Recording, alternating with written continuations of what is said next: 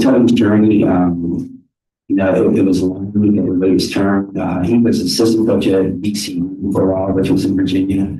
And so he's just somebody that I've always admired, and not only because of his coaching prowess, but everything I've ever heard about him is he's a gentleman, and everyone loves Tubby. Everyone loves Tubby, and he was a mythical figure to me for a very long time. Coming here and years ago, I got to meet Coach Cal.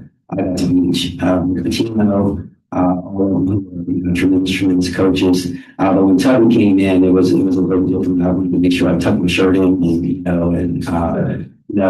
everything right. But just to get to know him, sit down and talk with him, have his number now. Those things are very special to me because he inspired me with great inspiration. And I just hope that I can be like that too someday. And just swapping stories with him, sharing stories, the similarities that how we were. I think he has like 17 siblings. I don't have that many, but it was just so fun. I met him at a golf course one time, but then we had this brought him back. That's something that I always remember. And just trying to be like that, like to be half of a coach, as he was. I don't think I'll have a really good career. I got to tell you, that's a great soundbite. That's not a good soundbite. It's a great soundbite. He talked about tucking his shirt and stuff like that. There was a smile on his face like a kid in a candy store. He looks up to Tubby, respects Tubby. I love that soundbite. Kenny Brooks, God bless you. I love that soundbite. I really do. Brandon Ramsey, kind enough to join us. Brandon, sorry about the technical things. I want to send a letter to Mr. Microsoft.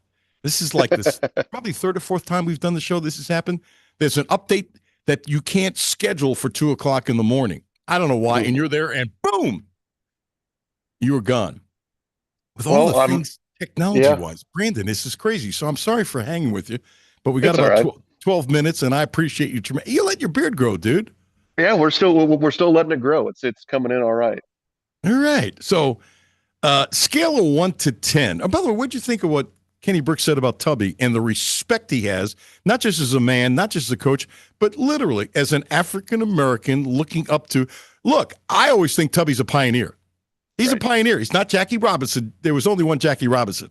And the world has changed a lot when it got to Tubby. But Jackie Robinson helped Tubby. I believe that. And it took too long for him to get a head coach. And I don't want to go off on Jackie Robinson right now because my time with you is too precious. It really is. But Tubby was kind of a pioneer. And what do you think about the respect he gave to Tubby?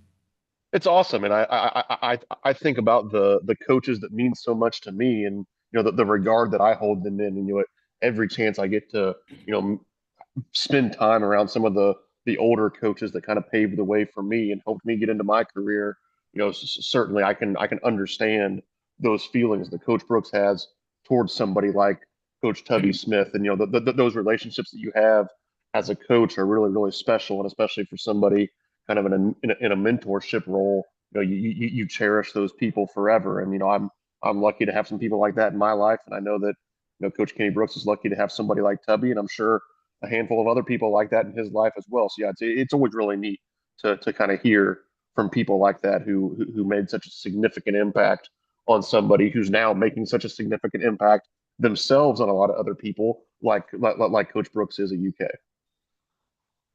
Pope said something. We played the soundbite. Matter of fact, there's somebody in this room who probably can help with this. There's somebody in this room, Jimmy, with all due respect, that's better technically than you are. I mean, who knows stuff. Is there a way, kind sir, who just walked in? We had a Microsoft update. Brandon, I'm sorry. I've got to do this for a second, okay? We had a Microsoft update. We couldn't schedule it. When it happens, boom, the computer goes off. Brandon's ready to come on. The computer dies. We have to wait. Is there a way to schedule this thing? That mic doesn't work. Give me a thumbs up. Is there a way to schedule so it could be 2 o'clock in the morning? There is? All right. Hey, Lynn, we got to put you on put somebody who I love dearly on the payroll. What do you think about that? He's thumbs up. Okay. We're going to get this thing fixed. All right. So what Pope said the other night, I love this. He said his kids aren't playing hard enough. Didn't call him lazy because that's BS. He's not saying that. Don't interpolate it that way.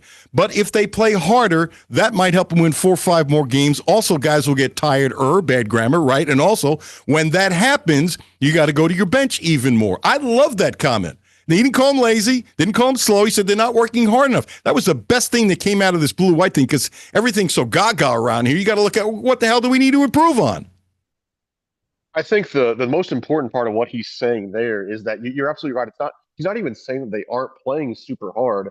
He's just trying to compare it to what he knows it takes to win a national championship. He was on a national championship team. He's been around champions throughout his career. He knows what it takes to reach that very highest level, and he knows what it looks like. And he may not be seeing that quite yet. And I think part of it too is that there's even some just kind of coach speak in there of like, hey, we are so deep.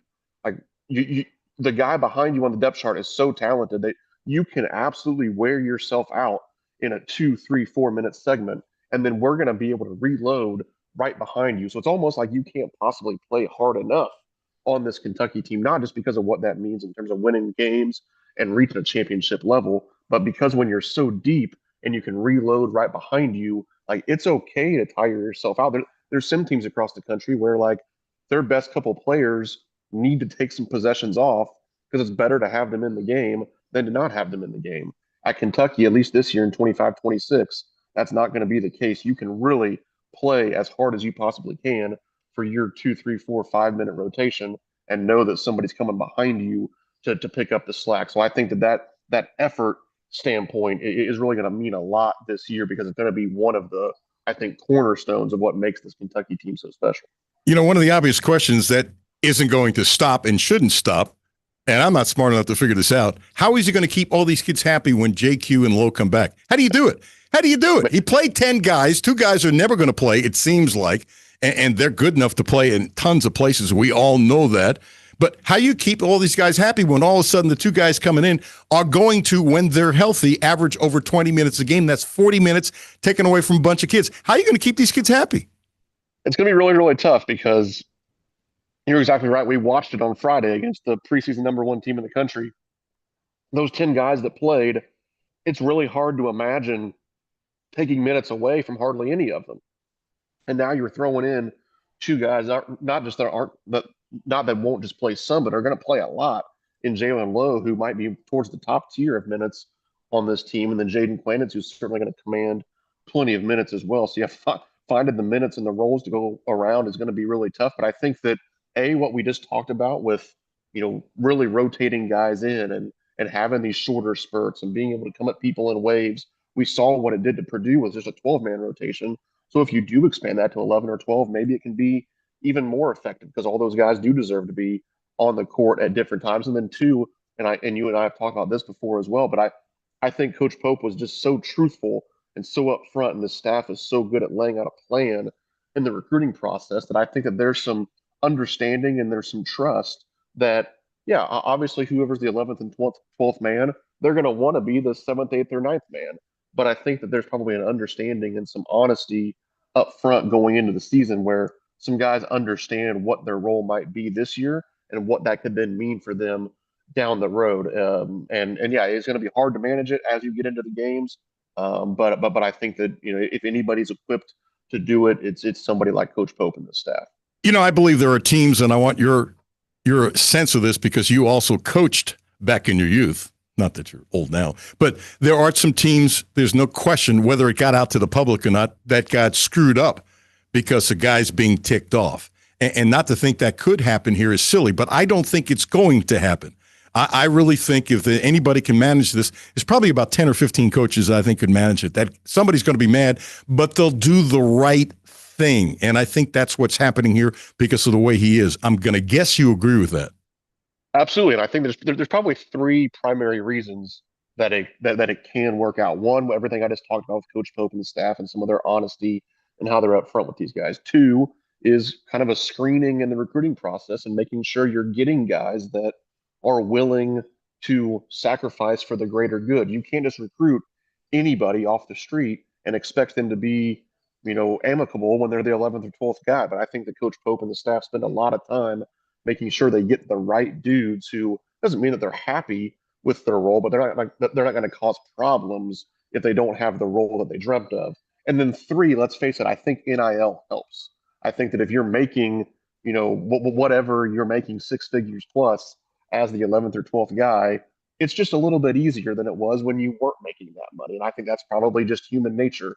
But I think that all those things mixed together allow yourself to probably managed this better than you could even years ago, but then certainly even better than some other programs across college basketball. I'm going to guess you saw the Maxi stat that's all over Twitter. Oh, Yes. man, yeah, he is on a roll, isn't he? So when people say he's a budding superstar, that's baloney. He is a superstar. Now, you agree, yes or no? Then I want to throw a question at you. He's absolutely a superstar. Yeah, there's no budding about it. He's there. All right. He's got also one of the great smiles and one of the great attitudes of anybody wearing Kentucky across their chest in the last 20 years. So I love that line. It's the company you keep. So most points in the first 4 games going back to the ABA-NBA merger. Were you alive when the ABA and the NBA merged? I was not, Alan. No. No. Why do I invite you, young kid? That's terrible. I loved the ABA. Loved it. Okay, so going back down, I know you've seen this. Michael Jordan is number 1 with most points since the ABA-NBA merger in 4 games, 163. Michael Jordan is second, 158.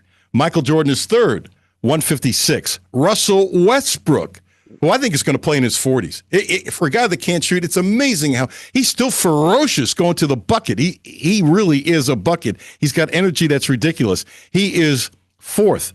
Some guy named Tyrese Maxey is fifth since the ABA-NBA merger with most points in 4 games, averaging 37 points a game. That's unbelievable.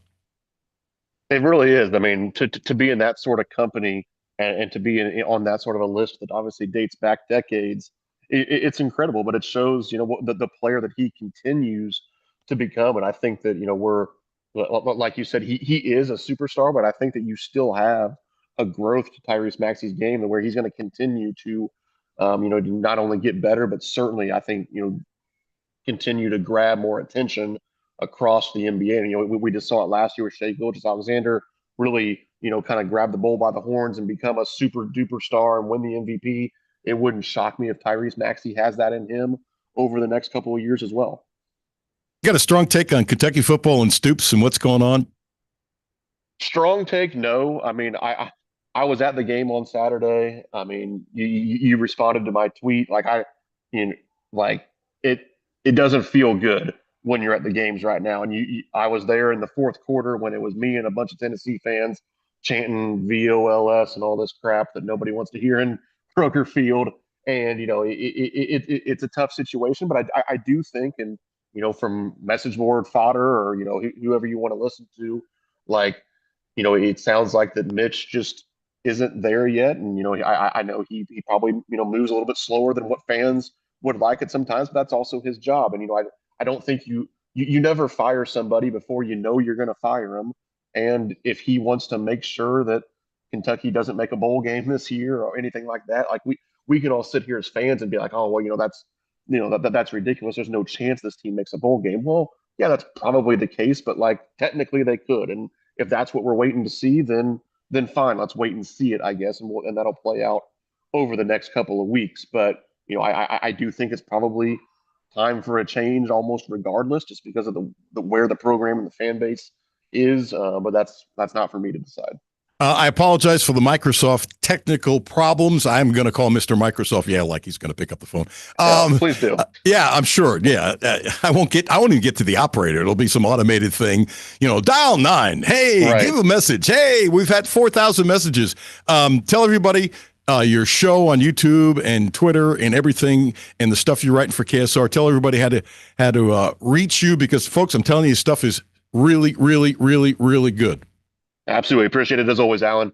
You can check out the Brandon Ramsey College Basketball Show on YouTube. So go subscribe there.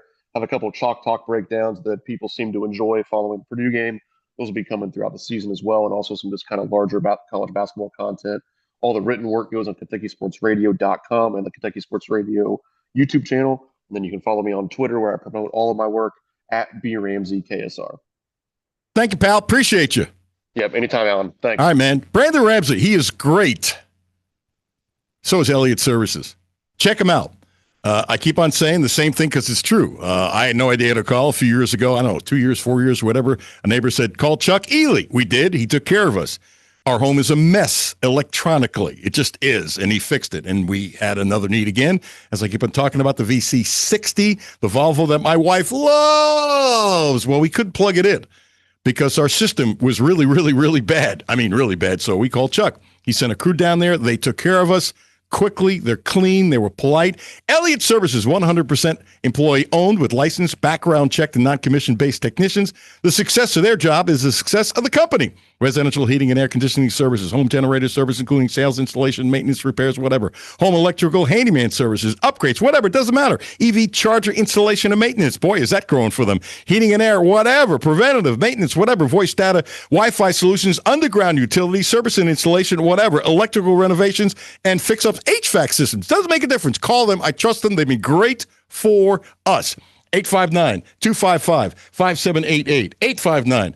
859-255-5788. My dear friend, Hal McCoy, coming up next. I love Hal McCoy. Alan Cutler, 1300 AM, 92.5 FM. No Filter Radio with Alan Cutler, brought to you by Quantrell Auto Group. QuantrellForLife.com. Hi, this is Alan Cutler. Have a no filter comment? Hit the text line 85.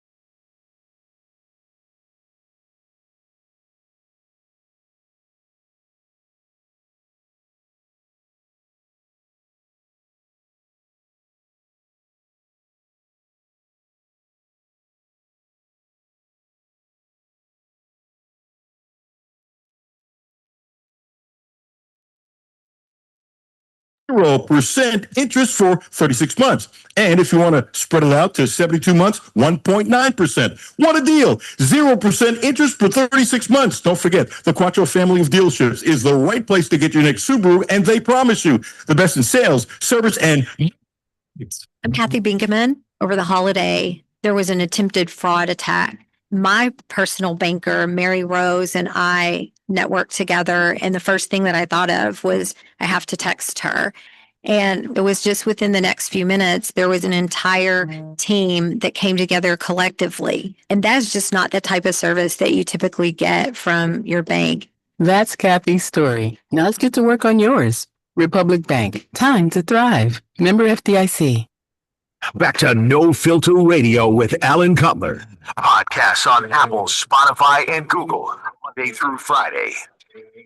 Welcome back. Alan Cutler, 1300 AM, 92.5 FM. And as I said at the start of the show, I normally wouldn't say this kind of thing because you're told stuff privately, but Hal put this on Facebook.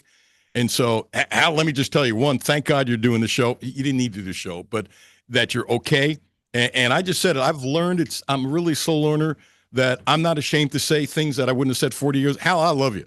You've been like an uncle to me. I love talking to you. You're one of the great gems in the history of baseball. This is Hal McCoy, who does the show all the time. He's in Cooperstown in the Hall of Fame, and you do the show all the time. And you had an issue the other day, and you went to the hospital, and you're fine. And I've said prayers. And I bet with all the people that follow you on Facebook, I'm sure they're also saying prayers. I don't know if you want to talk about what you went through, but God bless you, dude. You scared the blank out of me. Well, thank you very much, Alan, and the feeling is mutual. I mean, I really enjoyed doing your show, and I've had a request to do a couple others since my little incident, but yours is the only one I'm doing because I enjoy it so much. But yeah, I was riding in the car with my wife on the way from, ironically, visiting somebody else in a hospital, and all of a sudden I couldn't talk. I was talking gibberish, trying to say words to my wife that I couldn't.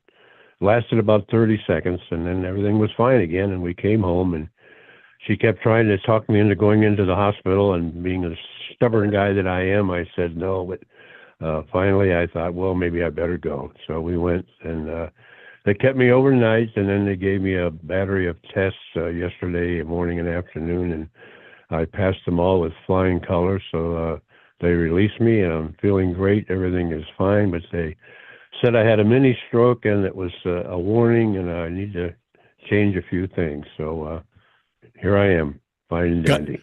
God bless you. Are they going to make you give up your cigars?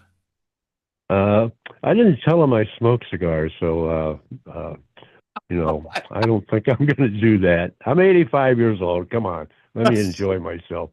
George Burns and Groucho Marx smoked cigars until they were 100 years old. And somebody asked George Burns once about what his doctor thought about him smoking cigars at 100, and he said, "My doctor's dead." So I remember that. I saw him say that on Johnny Carson forever ago. It was a great line. Well, more important than the doctor, what does Nadine, your beautiful wife, say? Because I know you're going to listen to her. Yeah, absolutely. She, as a matter of fact, I smoked one yesterday when I got home, and she said, "I'll let you smoke that one today, and we're going to talk about this tomorrow." Well, right now I'm avoiding her, so I'm up in my office with the door shut. She doesn't come in my office very often. You don't think she could smell the cigar? Oh, well, I don't smoke it in my office. I smoke it in my man cave in the garage, and she does come out there. So okay, yeah, right. Yeah, I remember. I actually saw the Burns thing when he said that. Yeah, my doctor's dead.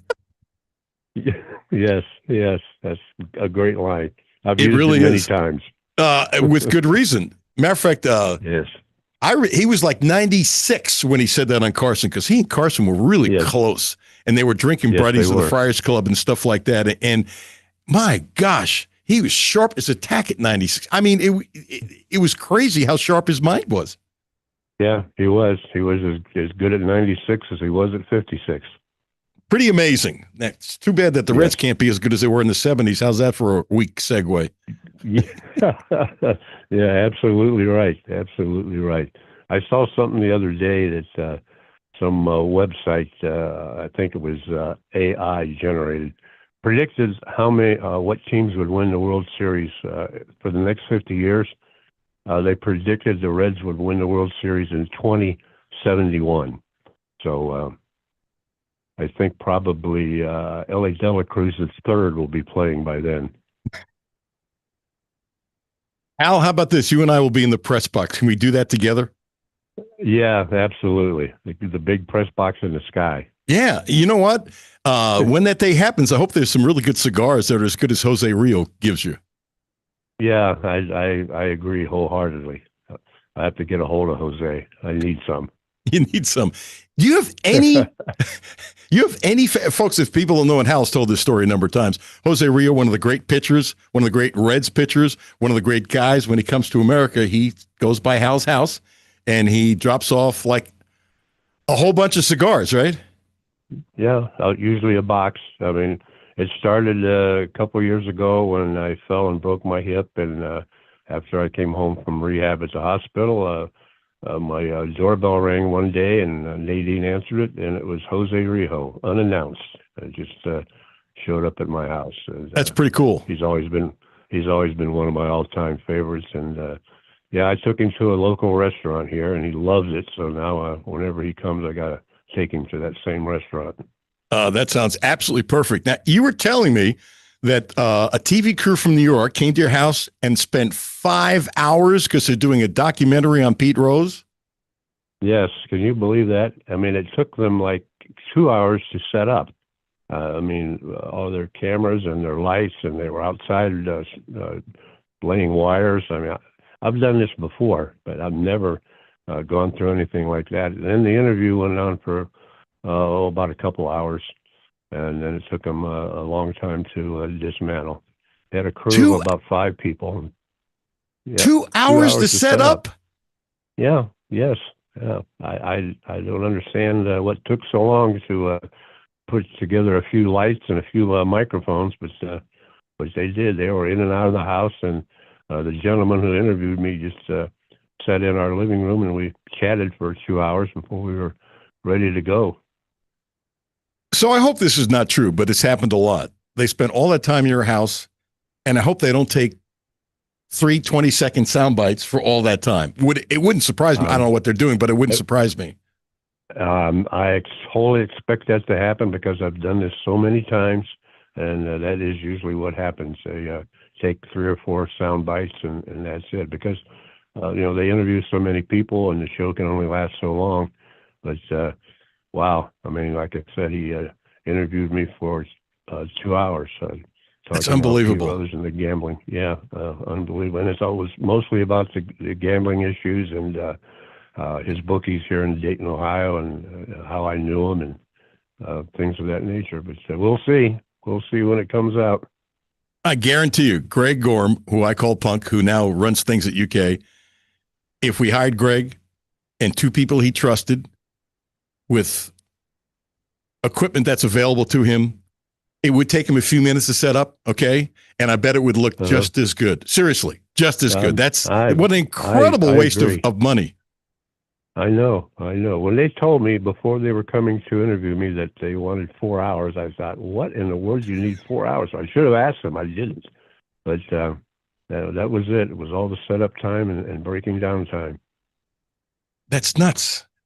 Okay, what's the best thing you can anticipate for the offseason for the Reds? Oh, I wish I could tell you that. I have no idea. They got to find a power bat, I would think, and I don't know what that would be that they could afford. So that's all I can tell you is I hope they come up with a power bat, because Great American Ballpark is so susceptible to the long ball, and yet the Reds don't have one who consistently does it. Would you trade Green, who is a number one starter but very injury prone, as the rumors are out there tremendously, to someone like the Yankees for like 3 or 4 of their best prospects, like the Jones kid who hits the ball out of the park like crazy, who's almost as big, not quite, as Aaron Judge? Would you do that to get 3 or 4 players that I'm not talking about second tier prospects, and a lot of first tier prospects, as you know all too well, don't work out. Would you consider that, because the Reds actually have depth in pitching and Green has been hurt so much? Would you consider Hal McCoy? Well, you said it. He's hurt a lot. He's injury prone, and as hard as he throws, I don't think it's going to subside. I think it's going to happen a lot. Yes, I certainly would. Plus the fact he doesn't seem to be real consistent. He'll have one game where he strikes out 12 and pitches a 1 or 2 hitter, and then the next game he doesn't survive past the 3rd inning. So yes, I certainly would do it. And you said it best. They do have. That's the one thing they do have. They have depth in pitching. So I don't think they would miss Hunter Green, and they've got more coming up from the minors. So yes, I would definitely do it. Yeah, I would too, by the way. And I'm not usually normally thinking I would trade a number one, but it just makes sense as long as you get that right bat and maybe a couple other legitimate prospects. I think the Jones kid is a can't miss, even though there's no such thing as a can't miss. But if he doesn't overswing, you stick him in left field. You can actually stick him in center field. I mean, can I see him hitting 35 home runs for the next 6-7 years? Easily, as long as he doesn't get too rambunctious at trying to hit home runs. Right. Great American Ballpark would suit him greatly. And, that would be a great trade.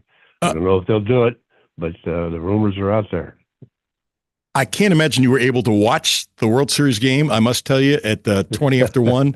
I shut the TV, and then I couldn't go to sleep because I was so into the game. And so I ended up falling asleep 3 o'clock in the morning, which I could have watched the whole blank game. It was the 15th inning. But the intensity of the game. Look, I don't care about the Dodgers in Toronto. I don't care. But the intensity on every pitch you could feel. And I think there's a lot of people who like sports who are missing the boat, that if they just got into watching for an inning, they would say, oh, this is really good live theater. These guys are playing hard. They made some great defensive plays. Guerrero, not known for defense, threw a guy out of third. It was a great play. I mean, it was spectacular. Nobody's screwing up. I mean, mistakes are made. Nobody's screwing up. They're playing with such intensity, and the level of the effort of these guys and talent, it's spectacular. And I think America is missing out, because I don't think too many people know the intensity. And if they did, whatever the hell the ratings are, I think it'd be much higher. I agree with you wholeheartedly. Let me tell you, I was in the hospital. I was in bed. I was watching the game. 9th inning, I fell asleep. So I woke up and I saw the game was still on. I figured, well, I must have just dozed off 5 or 10 minutes. It was the 15th inning, and it was still going on. So I got to see the end of it in the first 9 innings, and you were right. What a great game to watch. If you're a baseball fan, fantastic. If you're not a baseball fan, just a sports fan, you had to enjoy something like that. And I am so glad they do not use the ghost runner in the World Series and in the playoffs. That would have ruined it. Amen. Yeah. Amen. That would've ruined it because it was so good. So good. The only thing I didn't like, Alan, was they walked Otani 5 times. Come on. That's cowardice to me. I know he's a great hitter, but he's not going to hit a home run every time up. They walk him 5 times and not give the fans a chance to see him swing the bat. That was the only thing that turned me off about it. But other than that, it was a fantastic game to watch. Absolutely. That's amazing. I just got a phone call. I got interrupted from Keith Farmer, my dear friend, sports director at LAX 18 since I retired. From the day I announced I retired, they made him sports director, which is smart. He's done my show a number of times. He knows I'm on the air from 12 to 2. He just called me. It's 1:46. Yep. Am I going to bust his chops when I see him in about 10 minutes? Oh, am I going to enjoy the what out of this? Last one. Right. Oh, I love Keith, but I'm going to bust him really bad. I mean, he's done a great job on TV. He was my photographer in '98 when Kentucky won the national championship. Finally got in the air in Louisville, finally came back. He's a sports director. He's a wonderful human being, does a great job, but I'm going to. He deserves to be busted. He should know better. He should know better. And trust me, he would bust me big. Okay, last one. And God bless you, Hal. Last one. What I'm ticked off at, they don't do anything about it.